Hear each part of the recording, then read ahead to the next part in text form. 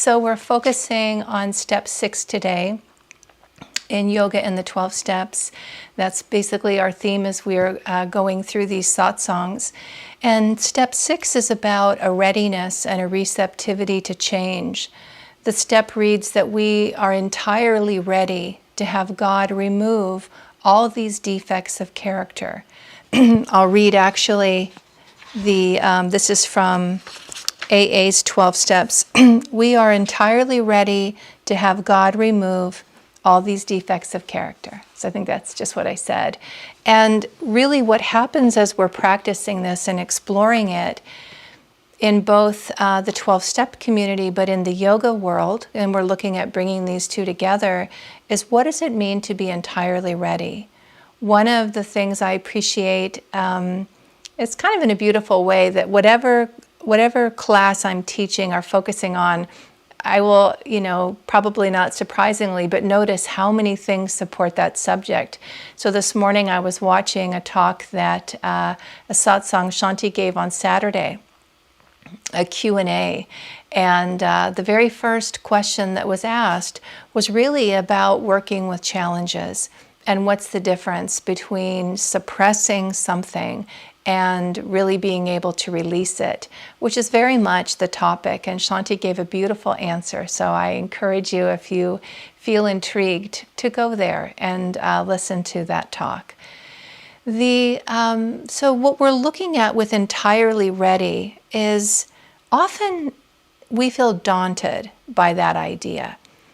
For me, what comes to mind is our purification ceremony in Ananda that we offer before Shelter in Place. It was part of every Sunday service. And just this Sunday, we brought back in the fire ceremony and also the practice of purification in a new way, a virtual way of practicing. What we do with the purification is we bring to God that which we feel ready to be purified in our life. And that could be something we're ready to release, or we want help releasing, or something we want to strengthen. So the wording of the purification ceremony is, I seek purification by the grace of God. And you bring that to the light bearer, the minister, who is representing the channel of that divine grace of the masters, and they sit with you. And then after a moment of silent meditation, they touch the heart center. And as a channel of this divine grace, actually when you come up, they say, the master says, open your heart to me, and I will enter and take charge of your life, right? So you're saying you're seeking purification. They're saying, master says, open your heart to me. And then they touch the heart and say, by the grace of our masters, you are free. It's extraordinary. And it's a very high level of practicing this principle of a readiness to change, a willingness to change, a receptivity to change. And part of what we need to do is work with where we are. So in the previous steps, the most recent 4 and 5, we're identifying, we're taking an honest look at our life. It's an honest appraisal of where are we? Where have we been? Where are we now? And we're sharing that in step 5 intimately with someone we trust. And then the next step is that we ask ourselves the question. It's a statement, we're entirely ready. But then the whole step goes on to say, are we? Are we entirely ready? Without judgment, without criticism, but with a loving, compassionate practice of truth. Am I ready? So Shanti was saying in her talk today, she was referring to something that is also stated in the 12 steps that Swami Kriyananda said, to introduce the word yet. So if you are facing something you want to be free of, and you are moving consciously in that direction, but either you feel within yourself you're not quite ready to release it, or your behavior is demonstrating you're not quite ready. You feel ready, you think you're ready, but the behavior's not matching that. In either case, rather than say, I can't do it, I'll never be able to do it, begin to make space within yourself for, I'm not there yet. And because inherent in that is the understanding that I'm moving in that direction. And I believe in the possibility of being able to do it. I was talking almost a year ago now with a student about a place in her life where she knew that there was something that she really was ready, actually wanting to be ready and feeling ready to at least have the serious conversation about letting something go. But she had a lot of doubt that she could do it. She really did. And we had, I would say, a very deep, beautiful conversation about that, where she needed space to be able to say, it was clear to her that if she could take this step, it would be so positive for her in her life. It would be a game changer for her health, for her overall well-being, for her ability to engage in life and participate in a way that she had a deeper sense of a soul calling, wanting her to. But she'd never been able to make this change, right? She'd been afraid to make that change. It was completely daunting to her. And she knew that I had made similar changes in my life and that I had made, she knew that I was in recovery. And so she wanted to talk to me about where she was at and to talk about this possibility that she might really be able to do it. And I could feel that she was ready. I could feel, I didn't say, well, I shared honestly with her that. She also told me that part of her journey had been, it had taken her about a year to get to that conversation. And during that year, every few months, she would talk to me about what I was doing. And this in particular was focusing around diet. So not eating, I'll just say to clarify, not eating flour or refined sugar. And she had we'd been together at an event and someone had offered me something and I just started to say yes. And then I said, is there any sweetener of any kind in that? And yes, there was maple syrup or something. And I said, oh, that's okay. No, thank you. And that piqued her interest because this was something she knew she had sensed for a very long time was causing her a lot of problems in her life and her health. So she just kind of asked me, oh, do you not eat refined sugar? And I said, no, I don't. And I don't. And what she noticed is the peace I had. So that was very intriguing to her. I didn't make a big story about it. I just said, no, thank you, and moved on. Well, throughout that year, every few months, she'd ask me about it. Are you still following that? And I'd say, yes, I am following it. It's going, how's it going? Well, very well. It's working for me. It took me a long time. In my life, it was something I'd considered. And, probably in a similar way, I just got to a point where I felt like, I do feel ready. And so she was reminding me that day that over the years, she'd been in many ways building a sense of readiness and a sense of courage to have an honest conversation about saying, yes, I'd like to take this step. And basically then from there, she wanted to know a little bit more about my journey and what were the things that I was using. And she knows me as a yogi, right? So that was very, very important to her, is how as a yogi is this, am I doing this? And I was happy to share with her. She recently mentioned that it's been a little over 8 months now, I think, for her. And it has completely changed her life. It really has. It's been a beautiful thing to see. And it was a deep, beautiful reminder for me that we need to honor our own sense of true timing. So to be moving, I mean, there were many other things in her life she had said yes to and was doing beautifully. So in terms of her spiritual life and personal life, but this was an area that she had always wanted to address, and had the moment. And to me, in my experience, things like that can happen for us. We hear someone say something, right? It was just such this side comment that she heard because it was meaningful to her.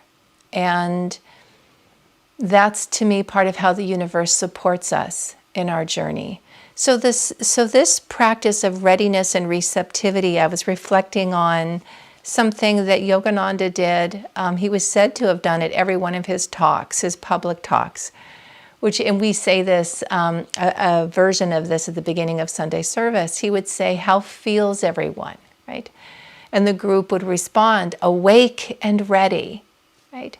And it was said that he would do this repeatedly. He would keep asking until he could feel a level of vitality and energy flowing through the audience and their response. And then he knew they were ready. They were ready to receive the consciousness and the vibration and the gift that he was offering in that talk, right? Divine energy, the energy of a master. So he was helping them by this call and response to get them to a place perhaps of optimal receptivity that each one of them could be at to receive what they were ready to receive. And this is a divine principle. God and the masters and the saints do not trespass. So they do not enter with that energy without invitation. And the invitation on our part is our willingness, our receptivity. I was reflecting on a story about the modern saint, the 20th century Padre Pio. He was born in 1887, died in 1968. And one of the stories about his life that was very, very interesting to me is a story of a British journalist who had been, who wrote about him with great respect and understanding of his stature as a saint. And so he introduced many people to who Padre Pio was and the power, the transformative healing divine power that he had. He was an Italian saint. Well, after many years of writing about him, he was able to get an interview with Padre Pio, to go and see him. And he, I think it was after 15 years of writing about him. And so then he got the interview. He flew to Italy to go see him. And as the story goes, on the day of the interview, he was on his way there, stopped in his tracks, turned around, and flew home. And no one could understand why he would do that. After all this time, this opportunity, this rare opportunity to have a personal interview with a true saint that he knew was a saint. And his words were meaningful to me. They were powerful. He said, "I realized on the way there that I wasn't ready for how meeting that man was going to change my life." And the depth of understanding in that he had gone as far as he could go. He could write about him, right? He could know about, I'm sure was profoundly inspired by him, but he couldn't go any further than that. That was, for that time, that was his limit. And there's a lot of truth in that, right? I would say that there's a play that Swami Kriyananda wrote that always reminds me of that as well. It's called The Jewel and the Lotus. And it's a humorous but deep play about it's really Yogananda coming back after is fulfilling his promise after 200 years that he would come back and he would he would come back. He'd bring his teachings. And so the play centers around that. And there's a storyteller, and there's a man who's a merchant in his family. And it centers on this merchant who's very skeptical and feels that he doesn't want to know anything about the divine. And at a certain point in the story, there is a depth of understanding for him, right? And it's beautiful. Again, it's humorous and sweet and very deep. But what's interesting is that when he encounters his opportunity to see the master, to meet the master, he too comes to a place of saying, I will go to the temple and worship him there. I will worship the pictures. I will honor him. I do honor him, right? He had a state of realization of the truth. But I'm not ready to be in his presence. That's too much for me. And again, so others go to be with him. I want to say also what I appreciate about the play. There's many things I appreciate. But part of it is the truth, that there's space for wherever we are in the journey. That as we awaken, what we need and what we can work with is presented to us. It is a beautiful step to go to the temple, to bow at the altar, to honor the sacred images of God, to chant, to pray, to read scripture, to study, to work with teachers, to follow that soul call that is ever guiding us back to a state of our true nature. In the path of the 12 steps, it is said that it is a path of spiritual awakening. That is what I have seen to be true. Yoga, the same thing, a path of spiritual awakening. And the way that that is defined in yoga is that we remember our true state of being. We awaken. The word in Sanskrit is smriti, divine memory. We remember who we are. And that is what the masters come, and all the teachings are here to help us remember, to help us to shed what is false, what is keeping us from realizing our highest self. And it's interesting, I think, that, well, I will say this, I've encountered this thought, and I've worked with students who've had a similar thought of, well, why wouldn't I be ready? Why wouldn't I just say, yes, I'm entirely ready. You can have all of me. It can feel scary, right? It can feel scary. The standing where we are and not knowing what it means. What will it mean to change? And the change is the change into, it's to come into myself. In yoga teaching, Yogananda said that the ego is the soul identified with the body, identified with the personality, identified with this incarnation, identified with the material realm, and it's familiar. So if I'm thinking about shedding that identity for a greater identity, the ego self can be frightened by that. What's very interesting in yoga teaching, and it has resonated for me on a very deep level, and I've seen the truth of it in others I've worked with, is that the ego has the power and was given the power, this is free will, to surrender. It cannot be killed. It cannot be suppressed. So we can fight it and fight against it, but we will not experience true realization if we go about it in that way. So we need to work with our ego. We need to work with this aspect of the soul that is identifying with a body. It is identifying with the material realm. It is identifying with this personality in this incarnation.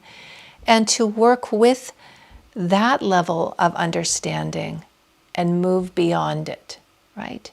Just and to ask for God's grace and God's help, and the help of the masters and the help of scripture, the help of spiritual vibration to lift us into a higher awareness as we're ready for it. So the great epic of the Mahabharata, which is a spiritual allegory of the soul's journey of awakening and the battle between what we can say is our lower identification of this small self. In yoga terminology, we say self with the small s, with our highest aspiration, our highest self. And in that story, in that metaphor, and Yogananda gave the commentary. Swami Kriyananda wrote a beautiful book, Asha's given talks on this that you can find online or on her channel. And actually Sai Ganesh, I believe, is giving a beautiful class on the Bhagavad Gita. So it's the story. The Gita is within the Mahabharata. Oh, this is why I was saying this. So in that story, it is said that the character representing the ego, grandfather, Bhishma, is he's given a spiritual boon that he cannot be killed, and he will only die when he decides he is ready to die. And this is true. So this practice of readiness for change, we want to work with the truth of ourself and where we are. And it's our act of surrender. It's our act of offering. That's why in talking about the purification ceremony earlier, we come and we offer. I seek purification. Right? I'm seeking change. I'm seeking the Master's grace. And the Master is reminding us we are already free. So as we offer that which we feel ready to be free of to God, and we ask for grace to get even to that step, as my friend and student was saying, I was talking about earlier, she had to wait until she had gotten to that step to be willing, right? So something Shanti was again saying in her talk today is lift your behavior, lift the challenges that you have, lift any part of your life that you feel is not your highest self, right? Into the energy of God, into the vibration of God. Yogananda used to say, invite Divine Mother into every aspect of your life, right? Just say, well, Mother, this is where I am today, right? If it's the diet that I have, I'm looking at it and saying, well, I feel like I know that it could be better, but I'm not ready for it to be different. Bless this food that I'm about to eat. Enjoy it with me. Help me to feel that it's a divine meal, right? Whatever I'm doing, just feel that sense, because God knows everything, is already with us. What Swami said was extraordinary for him to experience with Yogananda as a fully realized master, which means he was living in God consciousness. So there was a story, more than one, but one story comes to mind that Swami had a thought about something. I guess the one that's coming to mind is he had an exchange with someone, and it was really a small thing. But later when he saw Yogananda, Master said, it's better to not say that. Swami felt this person was offering him flattery. And he felt it was insincere. So he made a comment to kind of rebuff it a little bit. It's small, minor, not much of anything really. But Master said, better to not do that. And it really startled Swamiji. He said, did you know, were you aware? He said, I know every thought that you have. Right? He knew every taste. He was omnipresent. So he was God in the container of a body, right? Showing us and teaching us that God knows already. So and loves us completely and unconditionally. So the practice here is for us to lift who we are and really ultimately come to love ourselves with divine kindness and compassion and acceptance and truth, and to say, this today is what I can do, this I will give you. And as Krishna says in the Gita, it is enough. I will bless whatever you bring to me. So I offer this to you today, dear souls. May you feel God's loving presence joining you every moment of your day, blessing you in all that you do and helping you to be free. Many blessings.